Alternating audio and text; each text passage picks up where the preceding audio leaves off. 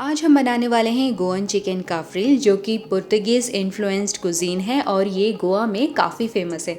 अगर आप chicken tandoori, chicken कबाब खा करके थक गए हैं तो ये आपके लिए बेस्ट चिकन डिश साबित होने वाली है। तो हेलो, नमस्ते and welcome to my channel friends. तो सबसे पहले यहाँ पर आपको ले लेना है चिकन जिसमें बोन है, तो ये विथ बोन चिकन आपको यहाँ पर लेना है। और जैसे कि आप देख सकते हैं कि यहाँ पर मीडियम साइज़ के चिकन यहाँ पर लिए हुए हैं। और अगर आपको इस तरह का बड़ा पीस मिलता है, चिकन लेग मिलता है, तो उसको आप चाकू की मदद से इस तरह से स्लिट कर दें। इससे क्या होगा कि जब हम इसे मैरिनेट करेंगे तो इसमें बढ़िया सा स्वाद आ जाएगा। तो इसलिए बड़े अगर पीस है तो आप उनको स्लिट कर ले। बाकी यहाँ पर सारी छोटी पीसेस है तो मैं यहाँ पर स्लिट नहीं कर रही हूँ। उसके बाद इसे हम मैरिनेट कर लेते हैं। तो मैरिनेशन में सबसे पहले यहाँ डालेंगे सॉल्ट डालने के बाद डाल देते हैं जिंजर गार्लिक पेस्ट। तो यहाँ पर अच्छी तरह से आपको जिंजर गार्लिक पेस्ट डालना है और इसे हम मिक्स कर लेते हैं प्रॉपर्ली। जब आप इसे अच्छी तरह से मिक्स कर ले तो हम इसमें डालेंगे एक मसाला जिसे हमें बनाना होगा। तो इसे हम यहीं छोड़ देते हैं और चलते हैं मसाला बनाने की तरफ। तो मसाला बनाने के लिए आपको पैन लेना है, उसमें आपको डालना है ग्रीन इलायची, दालचीनी, लौंग। फिर इसे हम थोड़ा सा सौते कर देते हैं वरना ये जल जाएंगे फटाफट से। फिर मैं यहाँ पर डालने वाली हूँ 1.5 चम्मच जीरा और 1 चम्मच यहाँ पर सौंफ, साथ ही साथ काली मिर्च भी डाल देंगे और इसे वापस से स्लो फ्लेम में आपको इसे भून लेना है। जब ये अच्छी तरह से भुन जाए उसके बाद यहाँ पर मैं गैस ऑफ कर दूंगी और उसके बाद मैं यहाँ पर डाल रही हूँ कोरिएंडर पाउडर, क्योंकि मेरे पास कोरिएंडर सीड नहीं थे। तो इसीलिए आपको गैस ऑफ कर देना है। अगर वो जलता ही रहा तो अगर इसमें आप पाउडर डालेंगे तो वो फटाफट से जल जाएगा। तो इसलिए लास्ट में ये पाउडर डालने के बाद इसे थोड़ा सा हम भून लेंगे और इस मसाले को आपको ठंडा करना है और ठंडा करके आपको पीस लेना है। तो यहाँ पर आपका मसाला बन करके तैयार हो गया है।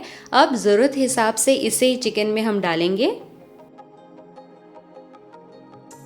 तो अब इन मसालों को अच्छी तरह से चिकन में हम मिक्स कर देते हैं फ्रेंड्स। जब ये अच्छी तरह से मिक्स हो जाए चिकन में, उसके बाद हम रेडी कर लेंगे एक और मसाला पेस्ट जो कि ग्रीन कलर का होगा। तो उसके लिए मैंने सेम ग्राइंडर लिया है और उसमें हम डालेंगे धुले हुए धनिया जो कि करीबन 50 ग्राम है और उसका आधा अमाउंट डालेंगे इसमें मिंट लीव। साथ ही साथ डाल देंगे ग्रीन चिलीज़। अगर आपको ज़्यादा तीखा पसंद है तो आप ज़्यादा इसमें ग्रीन चिलीज़ डाल सकते हैं। और अगर आपने पहले कम डाला है जिंजर गार्लिक पेस्ट तो इसमें और आप जिंजर गार्लिक भी डाल के इसे आप थोड़ा सा पानी डालकर इसका पेस्ट बना करके रेडी रख सकते हैं। तो यहाँ पर ग्रीन मसाले का पेस्ट इसमें डाल दीजिए और फिर हम इसमें डालेंगे विनेगर। साथ ही साथ इसमें हम डाल देंगे इमली का पल्प। तो ये बहुत ही अच्छी इसकी मैरिनेशन बन करके तैयार होती है फ्रेंड। हल्की मीठी रहती है, हल्की तीखी रहती है, हल्की टैंगी रहती है। तो जैसा कि आपने देखा यहाँ पर मैंने मीठे के लिए थोड़ा सा शुगर भी इसमें ऐड कर दिया है। अब इन सब चीज़ों को आपको अच्छी तरह से मिक्स कर लेना है प्रॉपर्ली। तो जब ये अच्छी तरह से आप मिक्स कर लें तो मेक श्योर करें कि अगर आपके पास टाइम है तो इसे 2 से 3 घंटे आप ज़रूर रेस्ट करने दें, या फिर आप इसे ओवरनाइट के लिए फ्रिज में रख के छोड़ भी सकते हैं, क्योंकि जितना ज़्यादा चिकन आपका मैरिनेट होगा उतना ही ज़्यादा ये टेस्टी बन करके तैयार होता है। तो यहाँ पर जैसा कि आप देख रहे हैं 3 घंटे के बाद मैंने कढ़ाई में तेल गरम कर लिया है और अब हम इस मैरिनेटेड चिकन को अब पका लेंगे। तो यहाँ पर आपको कोई ग्रिलर नहीं लेना है, आपको पैन नहीं लेना है। सिंपली जिस तरह से हम किसी भी चिकन ग्रेवी को पकाते हैं उसी तरह ही हम इसे कढ़ाई में पकाने वाले हैं। तो इसे आप डाल दीजिए और इसे चलाते हुए इसे पकने दीजिए। तो यहाँ पर आपको कोई पानी डालने की ज़रूरत नहीं है। इसे इसी मसाले में ढक करके आपको पकाते रहना है, वो भी स्लो से मीडियम आंच पे। तो यहाँ पर आप उसे ऐसे खुरच के बस इसे आप चलाती जाइए ताकि ये जले नहीं और पूरी तरह से बराबर अच्छी तरह से सारा चिकन पक करके बन करके तैयार हो जाए। तो यहाँ पर जो चिकन कैफ्रील है वो इसी तरह ही बनता है और यहाँ बन करके तैयार है। बिल्कुल ही इजी रेसिपी है और खाने में भी बहुत ज़बरदस्त है।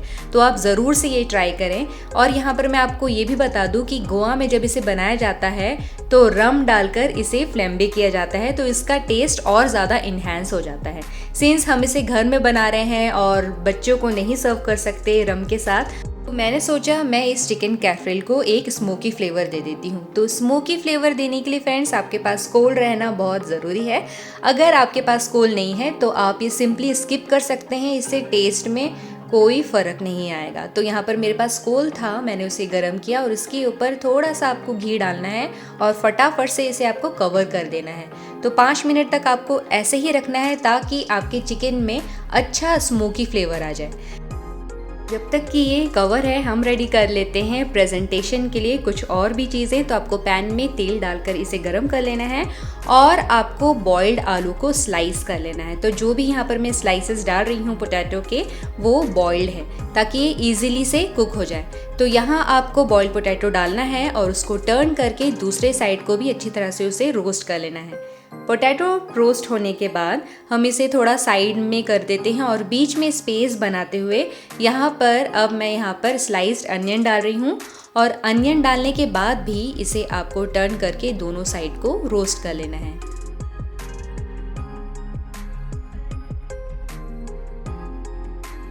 अनियन को भी हम साइड कर लेते हैं बीच में स्पेस बनाते हुए और इस स्पेस में हम रोस्ट कर लेंगे टोमेटोज़ भी। तो यहाँ पर स्लाइस्ड टोमेटो भी आप डाल दीजिए और उसे भी टर्न करते हुए दोनों साइड को आप अच्छी तरह से रोस्ट कर लीजिए फ्रेंड्स।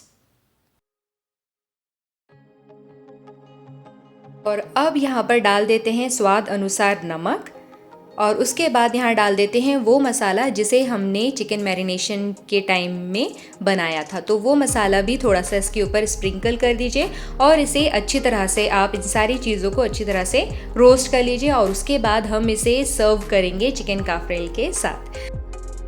अब चलते हैं कढ़ाई की तरफ। तो यहाँ आप देख सकते हैं फ्रेंड्स कि कितना बढ़िया स्मोकी फ्लेवर आ गया है चिकन में।